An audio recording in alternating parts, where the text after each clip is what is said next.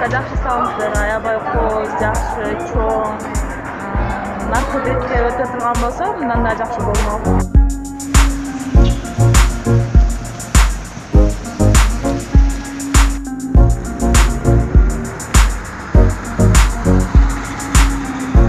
Автоунаалардын тыгындыгын байланыштыруу жөнгө салыш үчүн ушу атенке эми азыр эми жаңы бүгүн ачылды, эми мындан бuyaka билинет.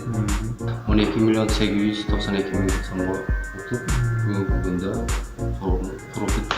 Бул акча каражат ушу мэри жалал абад шаарынын жергиликтүү бюджетинен каралган.